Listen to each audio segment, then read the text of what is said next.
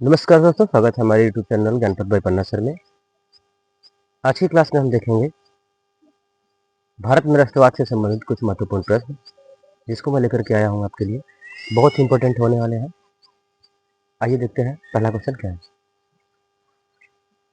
Poona pact क्या था, है ना। पूना पैक्ट क्या था? जानकारी के लिए आपको बता दूं कि पूना पैक्ट एक समझौता था जो महात्मा गांधी और डॉक्टर भीमराव अम्बेडकर के बीच में हुआ था। ये कब हुआ था? 24 सितंबर 1932 में, है ना। इसके पीछे के रीजन क्या थे? पीछे का कारण ये था कि ब्रिटिश प्रधानमंत्री मैकडोनाल्ड ने एक प्रस्ताव लेकर आए थे जिसका नाम था कॉमनवेल्थ अवार्ड। इस प्रस्ताव के तहत दलित को एक निर्वाचक मंडल की व्यवस्था दी गई थी। इसमें यह था कि दलित केवल दलितों को ही वोट दे सकते हैं, और अंबेडकर जी ने इसका समर्थन किया था। गांधी जी इस बात से डर रहे थे कि कहीं ऐसा ना हो जाए कि आने वाले समय में जिस तरह से पाकिस्तान एक अलग देश बन रहा है, उस तरह से दलितों का एक देश बन जाए। तो इस चीज से वो नाराज होकर के अनशन करते हैं। अनशन कहाँ करते हैं? तो गुजरात के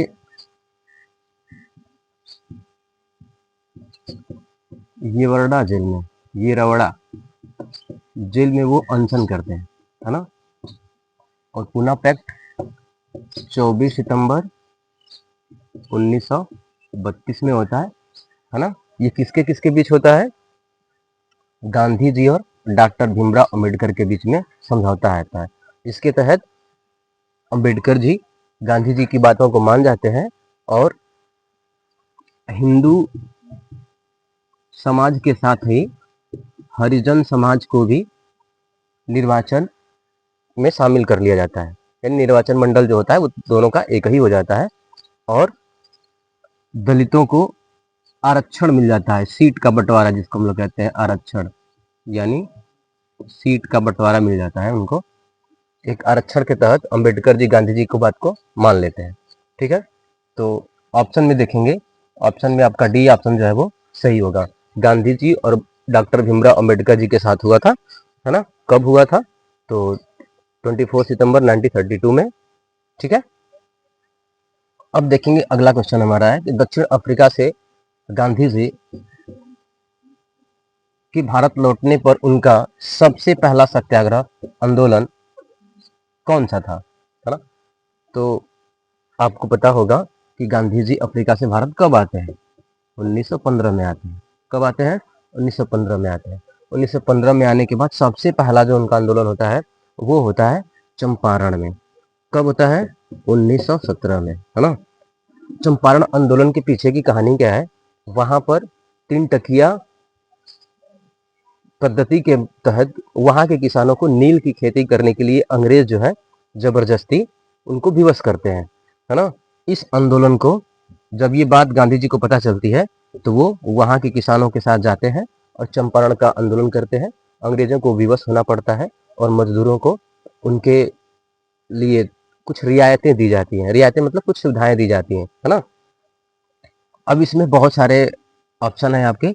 तो पहला ऑप्शन आपका है खेड़ा आंदोलन, दूसरा है बरदोली आंदोलन, तीसरा चंपारण, और चौथा आपका है व्यक्तिगत सत्याग्रह आंदोलन।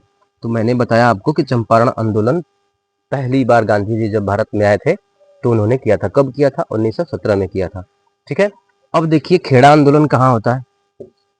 खेड़ा आंदोलन होता है अहमदाबाद में, मिल मजदूरों के लिए। अहमदाबाद मिल मजदूरों के लिए, है ना। कब होता है? 1918 में होता है ना। उसके बाद अगला आपका है, देखिए बरदोली आंदोलन है। बरदोली आंदोलन गांधी जी नहीं करते हैं, उनके शिष्य सरदार वल्लभ भाई पटेल करते हैं। सरदार वल्लभ भाई पटेल। इस आंदोलन के पीछे की कहानी क्या है?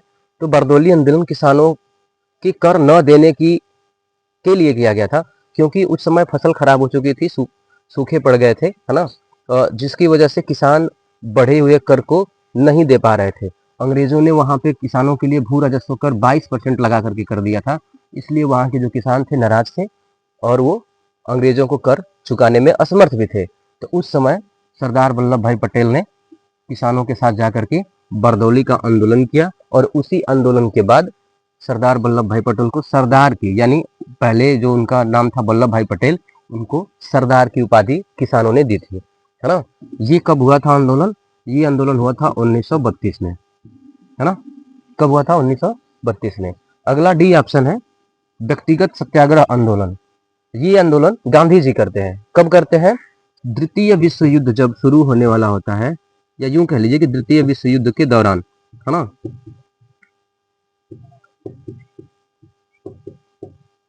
द्वितीय विश्व युद्ध के दौरान इसका टाइमिंग क्या है? तो 1940 से लेकर के 41 के बीच में गांधी जी नाराज रहते हैं और नेशनल कांग्रेस पार्टी जो है वो भी नाराज रहती है हमारे यहाँ।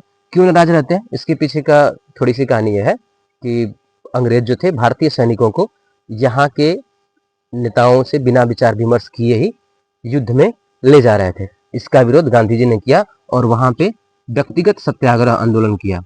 कौन सत्याग्रह किया? व्यक्तिगत सत्याग्रह आंदोलन। और ये व्यक्तिगत सत्याग्रह आंदोलन को शुरुआत करने का प्रारंभिक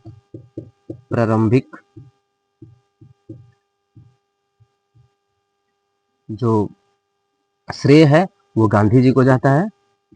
उसके बाद एक पहले सत्याग्रही जो थे इस व्यक्तिगत सत्याग्रह आंदोलन में, उनका नाम है विनोबा भावे। विनोबा भावे।